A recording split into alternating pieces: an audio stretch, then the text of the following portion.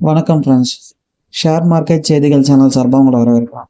இன்னைக்கு நம்ம பார்க்க போகிற டாபிக் என்னன்னு கேட்டிங்கன்னா, கல்யாண் ஜுவல்லர்ஸ் இந்தியா லிமிடெடோடைய ஃபண்டமெண்டல் அண்ட் டெக்னிக்கல் அனலைசிஸ் பற்றி தான் இன்றைக்கி நம்ம பார்க்க போகிறோம். ஸோ வீடியோக்குள்ளே போகலாம் வாங்க.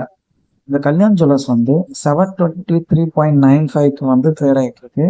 இந்த வீடியோடைய முடிவில் நம்ம என்ன பார்க்க போகிறோம்னு கேட்டிங்கன்னா, இந்த 723.95 வந்து ஓவர் வேல்யூவா இல்லை அண்டர் வேல்யூவா, அதுக்கப்புறம் எந்த ப்ரைஸில் வந்து இந்த ஸ்டாக்கை வந்து இப்போ வாங்கினா அது வந்து ஓரளவு ரீசனபிள் ப்ரைஸாக இருக்கும் அப்படின்றதான் இந்த வீடியோட முடிவில் நம்ம பார்ப்போம்.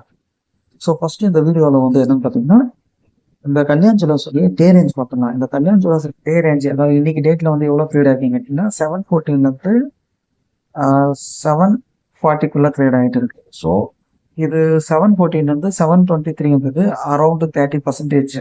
ஓகேங்களா. அதுவே 723 738 அரௌண்ட் 60%. ஓகேங்களா. இந்த ஸ்டாக் வந்து நல்லா மேலே போயிட்டு அதுக்கப்புறம் வந்து கீழே வந்திருக்கு.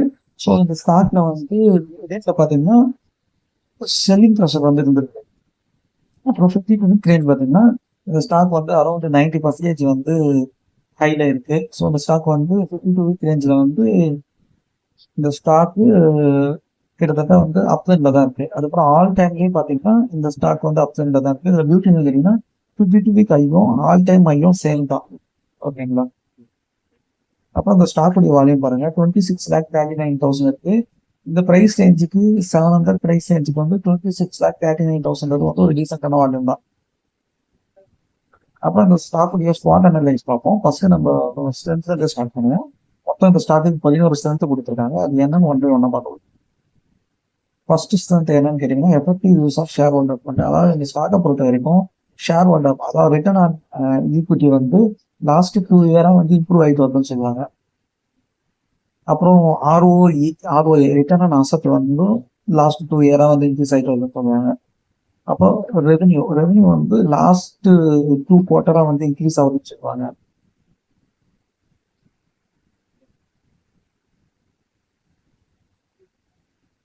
ஓகேங்களா. அதுக்கப்புறம் ரெவன்யூ லாஸ்ட் குவார்ட்டர். அப்புறம் வந்து கேஷ் ஃப்ளோ வந்து லாஸ்ட் 2 இயரா வந்து இன்க்ரீஸ் ஆகிட்டு வருதுன்னு சொல்லுவாங்க. Cash flow from operating activities. அதுக்கப்புறம் நெட் கேஷ் ஃப்ளோ வந்து லாஸ்ட் 2 இயர்ஸாக வந்து இன்க்ரீஸ் ஆகிட்டு வந்து சொன்னாங்க. கேஷ் ஃப்ளோ ஃப்ரம் ஆப்ரேட்டிங் ஆக்டிவிட்டிஸுக்கும் நெட் கேஷ் ஃப்ளோக்கும் டிஃப்ரெண்ட் இருக்குது. Cash flow from operating activity வந்து பிஸ்னஸ் வந்து வரக்கூடிய cash flow. Net operating cash flow வந்து பிஸ்னஸ், ஃபினான்சிங், இன்வெஸ்ட்மெண்ட் இந்த 3 ஆக்டிவிட்டிக்கும் நெட்டாக வரக்கூடிய கேஷ் ஃப்ளோ. ஸோ கம்பெனிக்கு ரெண்டுமே தான் முக்கியம். இது ரெண்டுமே இதில் வந்து லாஸ்ட் 2 இயர் நல்லா இருக்குன்னு சொல்கிறாங்க. இது ரொம்ப பாசிட்டிவான இருக்கும். அப்புறம் நெட் ப்ராஃபிட் வந்து லாஸ்ட் 2 இயர்ஸாக இன்க்ரீஸ் ஆகிட்டு வருதுன்னு சொல்கிறாங்க. அதாவது ரெவன்யூ இன்க்ரீஸ் ஆகாமல் net profit increase. Book value per share வந்து லாஸ்ட் 2 இயரா இன்க்ரீஸ் ஆகிடுச்சு. ஸோ இந்த ஸ்டாக்கை பொறுத்தவரைக்கும் லாஸ்ட் 2 இயர் வந்து ரொம்ப சூப்பராக பார்ப்பாங்க. அப்புறம் ஹையஸ்ட் ரெக்கவரி அதாவது 52 வீக் லோவில் வந்து இந்த ஸ்டாக் வந்து நல்லா ரெக்கவர் ஆகி இப்போ வந்து மேலே போயிட்டு இருக்கு அப்படின்னு சொல்றாங்க. இது வந்து ஒரு பாசிட்டிவான விஷயம். நெகட்டிவான விஷயத்துல பார்ப்போம். Promoters increase fledged. அதாவது ப்ரொமோட்டர் வந்து என்னன்னு கேட்டிங்கன்னா அவங்களுடைய ஷேரை வந்து பிளட்ஜ் பண்ணுவாங்கன்னு சொல்லுவாங்க. இது வந்து ரொம்ப ரொம்ப நெகட்டிவான விஷயம். ஒரு கம்பெனிக்கு வந்து ப்ரொமோட்டர்ஸ் வந்து ரொம்ப ஸ்டேபிளாக இருக்கும். ஓகேங்களா. அது வந்து நம்ம இன்வெஸ்ட்மெண்ட் பண்ணுறதுக்கு முன்னாடி பார்க்க வேண்டிய ஒரு முக்கியமான மெஷர்மெண்ட். இந்த கம்பெனியை பொறுத்த வரைக்கும் ப்ரொமோட்டர்ஸ் வந்து அவங்களுடைய ஷேர்ஸ் வந்து சேல் பண்ணி போல. At the same time promoter வந்து அவங்களுடைய ஷேரை வந்து பிளட்ஜ் பண்ணி லோன் வாங்கியிருக்காங்க. ஸோ இது வந்து ஒரு நெகட்டிவான விஷயம் தான். அப்புறம் இந்த கம்பெனி பொறுத்த வரைக்கும் லாங் டேர்ம் ப்ராஜெக்ட்டுக்கான காஸ்ட் வந்து இயர் ஆன் இயர் வந்து இன்க்ரீஸ் ஆகிட்டு வருதுன்னு சொல்றாங்க. இது வந்து ஒரு நெகட்டிவான விஷயம். அப்புறம் வந்து ஐபி ரேஷியோ, கம்பெனிக்கு பி ரேஷியோ வந்து கம்மியாக இருந்துச்சுன்னா அந்த கம்பெனி வந்து அண்டர் வேல்யூ. ஒரு கம்பெனி பி ரேஷியோ அதிகமாக அந்த கம்பெனி ஓவர் வேல்யூன்றது வந்து ஒரு ஜென்ரல் அசம்ஷன். ஓகேங்களா. இது மட்டுமே வந்து டிட்டர்மைன் பண்ணாது. பட் ஆனால் இது ஒரு அசம்ஷன். அப்படி பார்க்கும்போது இந்த கம்பெனியுடைய பி ரேஷியோ வந்து 40 விட அதிகமாக இருக்கு. 40 விட அதிகமாக இருக்கிறது வந்து ஒரு பெரிய நெகட்டிவ் தான். அதுக்கப்புறம் ஆப்ரேட்டிங் ப்ராஃபிட் வந்து இன்க்ரீஸ் ஆனாலும் அந்த ப்ராஃபிட் மார்ஜின் வந்து குறையில சொன்னாங்க. அதாவது ரெவன்யூ இன்க்ரீஸ் ஆனாலும் அந்த ரெவன்யூ ஜென்ரேட் பண்ணுறதுக்கு கம்பெனி ஒரு பிஸ்னஸ் செலவு பண்ணுற தொகை வந்து அதிகமாக இருக்குன்னு சொல்லிட்டு சொல்றாங்க. அப்படி வந்து கம்பெனி வந்து ஒரு ரெவன்யூ ஜென்ரேட் பண்ணுறதுக்கு அதிகமான பணத்தை வந்து செலவு பண்ணாதான் அவங்களுடைய மார்க்கெட்டிங் ஆப்ரேட்டிங் மார்ஜின் வந்து அதிகமாகும். ஸோ இந்த கம்பெனியை பொறுத்த வரைக்கும் இயர் ஆன் இயர் வந்து மார்ஜின் குறைஞ்சிட்டே வருதுன்னு சொல்றாங்க. இது வந்து ஒரு நெகட்டிவான விஷயம். அப்புறம் நான் கோர் இன்கம்ல வந்து ட்ரெண்ட் வந்து இன்க்ரீஸ் ஆகிட்டு வந்து சொல்லலாம். அதாவது பிஸ்னஸ் உடைய கோர் இன்கம் நான் கோர் இன்கம் தான் இருக்கும். கோர் இன்கம் தான் ஒரு பிஸ்னஸ் உடைய ஸ்டெபிலிட்டி. கோர் இன்கம் தான் ஒரு கம்பெனிக்கு வந்து ரெகுலராக கிடைக்கக்கூடிய இன்கம். நான் கோர் இன்கம் வந்து ஒரு கம்பெனிக்கு வந்து ஒரு 1 or 2 இயர்ஸ் அந்த மாதிரி கிடைக்கக்கூடிய இன்கம். ஸோ ஒரு கம்பெனி 1 or 2 இயர்ஸை நம்பி நம்ம அந்த கம்பெனியில் இன்வெஸ்ட்மெண்ட் பண்ண மாட்டோம். லாங் டர்ம் பார்க்குறோம். அந்த கம்பெனிலேயே லாங் டர்ம் ஸ்டெபிலிட்டி நம்பி தான் வந்து நம்ம இன்வெஸ்ட் பண்ணுவோம். ஸோ இந்த கம்பெனியில் நான்கு இன்கம் வந்து இன்க்ரீஸ் ஆகுதுன்னு சொல்லிட்டாங்க. அது எந்த அளவுக்கு சிக்னிஃபிகண்டாக இருக்குன்றது நம்ம பார்த்தா தான் தெரியும். ஆனால் ஒரு நான்கு இன்கம் வந்து இன்க்ரீஸ் ஆகுதுன்றது வந்து ஒரு நெகட்டிவ் தான். ஆப்பர்ச்சுனிட்டி, அதாவது இந்த ஸ்டாக்குடைய புரோக்கர் வந்து அவங்களுடைய டார்கெட் ப்ரைஸ் வந்து அதாவது புரோக்கர்ஸ் வந்து ஒவ்வொரு வருஷமும் ஃபண்டமெண்டல் அனலைஸ் பண்ணிட்டு டெக்னிக்கல் அனலைஸ் பண்ணிட்டு ஒரு குறிப்பிட்ட டைம் பீரியட்ல வந்து இந்த ஸ்டாக் வந்து எவ்வளோ தூரம் போகும் அப்படிங்கிற அனலைஸ் பண்ணி அவங்க ரேட்டிங் கொடுப்பாங்க. அந்த ரேட்டிங் எடுக்க ஒன்றும் கிடையாது. இந்த ஸ்டாக் வந்து 700 இருக்குதா, 850 போகும், 860 போகும், அந்த மாதிரி அவங்க ரேட்டிங் ஒரு ப்ரைஸை வந்து ஃபிக்ஸ் பண்ணுவாங்க. அதுதான். ஸோ இந்த ஸ்டாக்கை பொறுத்த வரைக்கும் நிறைய புரோக்கர்ஸ், அதாவது சேரோதா, ஷேர்கானா, அந்த மாதிரி பெரிய பெரிய புரோக்கர்ஸ் தான் வந்து இவங்களுடைய டார்கெட் ப்ரைஸை வந்து இன்க்ரீஸ் பண்ணி கொடுத்துருக்காங்கன்னு சொல்றாங்க. இது வந்து ஒரு பாசிட்டிவான விஷயம். இதை வந்து ஆப்பர்ச்சுனிட்டியாக பார்க்குறாங்க. த்ரெட், இந்த ஸ்டாக்கை பொறுத்த வரைக்கும் த்ரெட் எதுவும் இல்லைன்னு சொல்லிட்டு சொல்றாங்க. அப்புறம் ஸ்டாக்குடைய பி ரேஷியோ பாருங்க, ரொம்ப ரொம்ப அப்நார்மலாக இருப்பாங்க. B ratio 127. அதுவே செக்டார் பி ரேஷியோ பாருங்க 84 தான் இருக்கு. செக்டார் பி ரேஷியோ ரொம்ப ரொம்ப அதிகம். ஆனால் கம்பெனியுடைய பி ரேஷியோ அதோட அதிகமாக இருக்கு.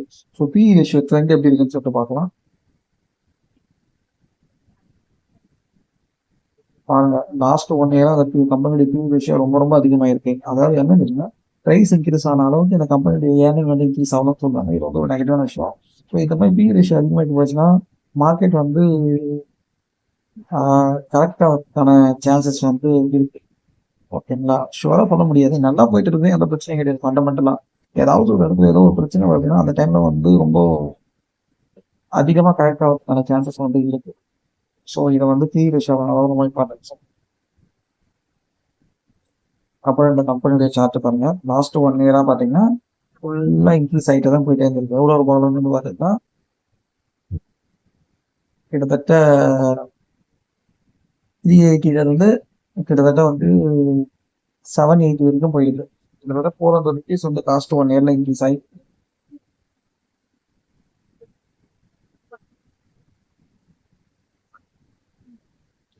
அப்புறம் இந்த ஸ்டாக்குடைய ப்ரைஸ் பர்ஃபார்மன்ஸ் பாருங்க, 1 வீக்கா வந்து ஸ்டாக் நெகட்டிவ் பர்ஃபார்ம் பண்ணிட்டு இருக்கு.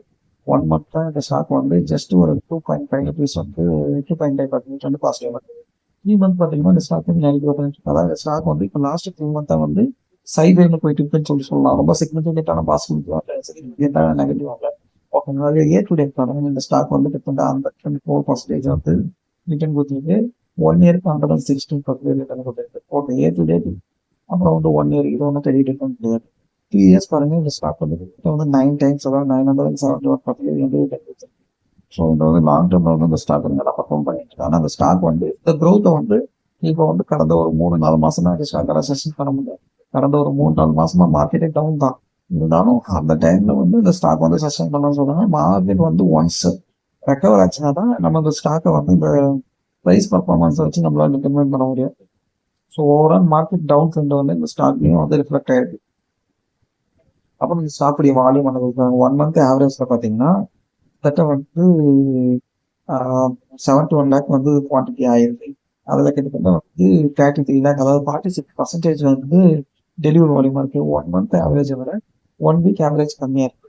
ஓகேங்களா, பொதுவாக வந்து 1 மந்த் ஆவரேஜ் விட ஒன் வீக் ஆவரேஜ் வந்து அதிகமாக இருந்துச்சுன்னா இந்த ஸ்டாக் உடைய ஃபியூச்சர் ஸ்டெபிலிட்டி வந்து அதிகமாக இருக்கு அப்படின்னு சொல்லலாம். ஏன்னா ஒரு டெலிவரி வால்யூம் வந்து ஒரு ஸ்டாக்கை வந்து வாங்கிட்டு கொஞ்ச நாள் ஹோல்ட் பண்ணி விற்கிறவங்க வந்து வாங்கக்கூடியது அந்த டெலிவரி மெத்தடு. ஓகேங்களா, அந்த டெலிவரி மெத்தட் வந்து இந்த ஸ்டாக் ஸ்டேபிளாக இருக்கிறது எப்படின்னு கேட்டிங்கன்னா, வால்யூம் குறைஞ்சாலும் டெலிவரி வால்யூம் வந்து அதிகமாகிட்டே வந்துச்சுன்னா இந்த ஸ்டாக் வந்து நிறைய பேர் வந்து நம்புறாங்க, இந்த ஸ்டாக் வந்து மேலே போகும் அப்படின்ற மாதிரி அர்த்தம். ஆனால் டெலிவரி வால்யூம் குறைஞ்சிட்டே வருதுன்னா அது வந்து ஒரு அசம்ஷன் தான். ஓகே, இந்த ஸ்டாக்கை வந்து ஸ்பெகுலேஷன் நடக்குது, ஷார்ட் டேர்ம்ல பண்றாங்க அப்படின்ற மாதிரி. இந்த ஸ்டாக்கை பொறுத்த வரைக்கும் ரொம்ப சிக்னிஃபிகண்டா டெலிவரி வால்யூம் குறையல. பட் இருந்தாலும் டெலிவரி வால்யூம் குறைஞ்சிட்டு இது வந்து ஒரு நெகட்டிவான விஷயம் தான். ஓகேங்களா, இது வந்து இந்த டெலிவரி வால்யூம் குறையுது, இந்த ஸ்டாக் வந்து ஒரு 2 or 3 மந்த்துக்கு அப்புறம் எப்படி பர்ஃபார்ம் பண்ணோம் அப்படின்றதையே வந்து ஒரு கொஸ்டின் மார்க்கா. அப்புறம் ஸ்டாக் கம்யூனிட்டி சென்டிமெண்ட் பாருங்க, 100% சொல்றாங்க. பெரும்பாலும் பையன் சொல்லிட்டு கம்யூனிட்டி சென்டிமெண்ட் அந்த மாதிரி கொடுக்குறாங்கன்னா அதெல்லாம் நம்ம பெருசாக நம்ம சீரியஸாக எடுத்துக்க அவசியம் கிடையாது. ஏன்னா அவங்க எந்த மெஷர் வச்சு இந்த மாதிரி பையை செல்லி கொடுக்குறாங்கன்றது யாருக்குன்னே தெரியாது. ஓகேங்களா, ஆனால் நெகட்டிவா ஒரு விஷயம் செல்லு கொடுக்குறாங்கன்னு வச்சுக்கோங்க, ஒரு வாட்டிக்கு 2 வாட்டி கிராஸ் செக் பண்ணுறது பையனு பாசிட்டிவா கொடுக்க வேண்டிய இடத்துல கொடுப்பாங்கன்னா அதை பெருசாக கன்சிடர் பண்ணாது. அப்புறம் இது வந்து கம்யூனிட்டி போறாங்க, இதுல வந்து இந்த ஸ்டாக்கை பத்தி வந்து போடுவாங்க, எப்படி போவாங்க என்னன்னு சொல்லிட்டு. ஸோ இதை நிறைய வந்து பாட் யூஸ் பண்ணி இன்ஃப்ளூன்ஸ் பண்ணதுக்கான சான்சஸ் இருக்கு. ஸோ இதை வந்து நான் பெரும்பாலும் நான் பார்க்கறது கிடையாது. ஆனால் இதை தான் நெகட்டிவாக கொடுத்துருக்காங்கன்னு ஒரு கிளான்ஸ் பாருங்க. அப்படிதான் நெகட்டிவாக கொடுத்துருந்தாங்கன்னா ஓகே, நீங்கள் அதை நோட்டீஸ் பண்ணி ஒரு கிளாஸ் வெரிஃபை பண்ணி பாருங்க. ஸோ கம்யூனிட்டி சென்டிமெண்ட்டும் சரி, கம்யூனிட்டி போகிறமும் சரி, பாசிட்டிவிட்டி விட வந்து நெகட்டிவிட்டி தான் வந்து வேல்யூ. ஓகேங்களா?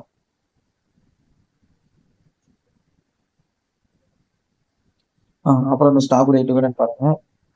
லாஸ்ட் 2 இயர்ஸாக வந்து இந்த ஸ்டாக் வந்து டிவிடெண்ட் கொடுத்துருக்கு. ஓகேங்களா? ஸோ 2020 இந்த ஸ்டாக் வந்து 50% டிவிடெண்ட் கொடுத்துருக்கு. இப்போ 2024 வந்து இந்த ஸ்டாக் வந்து ₹1.20 டிவிடெண்ட் கொடுத்துருக்கு. ஸோ இந்த ஸ்டாக்குடைய ஏர்னிங் பர் ஷேரே கிட்டத்தட்ட 2024 வந்து 5.8 தான். அதில் வந்து 25% வந்து இந்த வந்து டிவிடெண்ட் கொடுத்துருக்காங்க. அந்த 25% டிவிடெண்ட் ₹1.2 வந்து அரௌண்ட் 0.2% அந்த ஸ்டாக் ப்ரைஸ். ஸோ இது ரொம்ப ரொம்ப கம்மியான டிவிடெண்ட் தான். ஓகேங்களா? ஸோ அந்த கம்பெனிக்கு வந்து ரொம்ப சிக்னிஃபிகண்டான டிவிடெண்ட் இல்லை. போனஸ் தான் கொடுத்துருக்காங்க. அப்புறம் போனஸ் தான் எதுவும் கொடுக்கல. அப்புறம் அந்த ஸ்டாக்குடைய ஆனுவல் ஸ்டேட்மெண்ட்டில் பாருங்க. ஃபர்ஸ்ட் ரெவன்யூ பார்த்தா ரெவன்யூ வந்து 7,845 5 2023 இப்போ வந்து 15,782 வந்து இருக்கு. ஸோ ரெவன்யூ வந்து டபுள் 2 டைம்ஸ் வந்து ரெவன்யூ இருக்கு 5 இயர்ஸ். ரொம்ப சிக்னிஃபிகண்டான விஷயம். இப்போ நெட் ப்ராஃபிட் பார்த்தா நெட் ப்ராஃபிட் வந்து 156 5.2, அதாவது ரெவன்யூ 2 டைம்ஸ் இன்க்ரீஸ் ஆகிருக்கு. ஆனால் நெட் ப்ராஃபிட் வந்து கிட்டத்தட்ட வந்து 3.5 டைம்ஸ் வந்து இன்க்ரீஸ் ஆகிருக்கு. ஏர்னிங் பர் ஷேருக்கு அதே மாதிரி கிட்டத்தட்ட வந்து அரௌண்டு ஒரு 2.5% 5 டைம்ஸ் வந்து இன்க்ரீஸ் ஆகிருக்கு இந்த 5 இயர்ஸில். ஓகேங்களா? இப்போ வந்து குவார்டர்லியில் பார்க்கலாம். குவார்டர்ல என்ன பார்த்தீங்கன்னா 1.22 கிட்டத்தட்ட வந்து 1.17 போயிருக்கு. அதாவது வந்து இந்த பாஸ்ட் 5 குவார்ட்டரில் வந்து ரெவன்யூ வந்து சிக்னிஃபிகண்டாக வந்து குறைஞ்சிருக்கு. ஆனால் என்னன்னு தெரியுதுன்னா இந்த லாஸ்ட் 2 குவார்ட்டர் ஜூன் அண்ட் செப்டம்பருடைய ரெவன்யூ வந்து எடுத்து பார்த்தீங்கன்னா 1.6 + 1.2 வந்து 2.8. ஸோ ப்ரீவியஸ் இயர் வந்து ஏர்னிங் பர் ஷேர் வந்து 5.8. ஸோ இன்னும் ஒரு 2 குவார்ட்டர் இருக்கு. இந்த 2 குவார்ட்டரில் வந்து இன்னும் ஒரு எப்படி சொல்றது, ஒரு ₹2.5 வந்து ரெவன்யூ ஏர்ன் பண்ணிச்சுன்னா அந்த ஸ்டாக் வந்து ப்ரீவியஸ் உடைய பர்ஃபார்மன்ஸை வந்து மேட்ச் பண்ணிடும். ஸோ எனக்கு தெரிஞ்சு இது வந்து கண்டிப்பாக வந்து இந்த ஒரு 2 குவார்ட்டரில் வந்து இந்த ₹2.5 வந்து ஏர்ன் பண்ண தான் நடக்கும், என்னுடைய பர்சனல் ஒப்பீனியன். அப்படி ஏர்ன் பண்ணிச்சுன்னா இதில் என்ன நடக்குதுன்னு கேட்டிங்கன்னா லாஸ்ட் இயர் வந்து 5.8 வந்து ஏர்னிங் பர் ஷேர்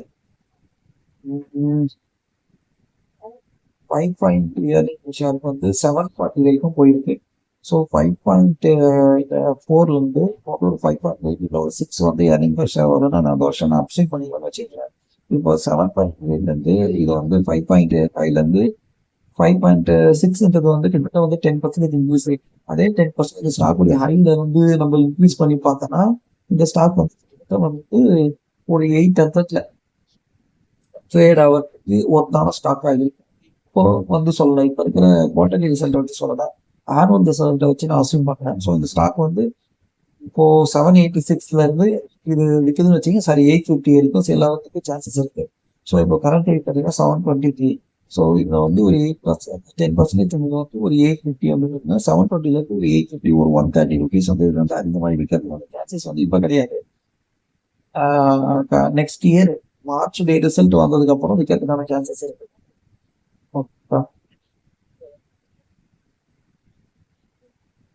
அது வந்து என்னுடைய அசம்ஷன் தான்.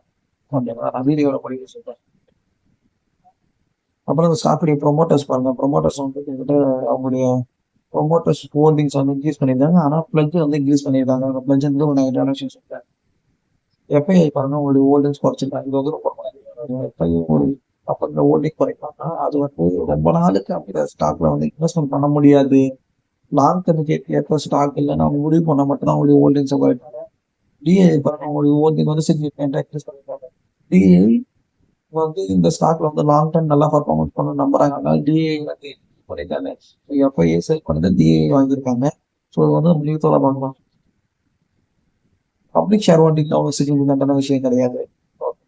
பப்ளிக் ஷேர் ஒன்று டிஏ ஃபாலோ பண்ணுவாங்க, இல்லை எஃப்ஐஏ ஃபாலோ பண்ணுவாங்க, அவ்வளோதான். ஸோ இந்த ஸ்டாக்கை பொறுத்த வரைக்கும் ஏர்னிங் பர் ஷேர் வந்து நெக்ஸ்ட் இயர் வந்து ஒரு 10% வந்து இன்க்ரீஸ் ஆகுது. அந்த 10% ஏர்னிங் பர் ஷேர் க்ரோத் வந்து இந்த ஷேருடைய 52 வீக் ஹைலி ரிஃப்ளெக்ட் ஆச்சுன்னா இந்த ஷேர் வந்து கிட்டத்தட்ட ஒரு 850 வரைக்கும் நெக்ஸ்ட் இயர் ஏப்ரலுக்கு அப்புறம் ட்ரேட் ஆகிறதுக்கான சான்சஸ் வந்து இருக்கு. இது வந்து என்னுடைய அசம்ப்ஷன் தான். ஓகேங்களா? நீங்க வந்து இன்வெஸ்ட்மென்ட் பண்ணதுக்கு முன்னாடி, நீங்க வந்து தரவா உங்களால என்னென்ன விஷயங்கள வந்து நீங்க பண்ண முடியுமோ, அது எல்லாத்தையும் பண்ணிட்டு அனலைஸ் பண்ணுங்க. நான் சொல்றது வந்து ஒரு எஜுகேஷன் பர்ப்பஸா எடுத்துக்கங்க. ஓகேங்களா? சரி. இவ்வளோ நேரம் நீங்க வீடியோ கவனிச்சதுக்கு ரொம்ப ரொம்ப நன்றி. இதே மாதிரி நான் இன்னொரு யூஸ்ஃபுல்லான டாபிக்கோட நான் உங்கள வந்து அடுத்த வீடியோல சந்திக்கிறேன். அதுவரைக்கும் உங்ககிட்ட இருந்து விடைபெறுவது உங்கள் ஜீவானந்தம். நன்றி, வணக்கம்.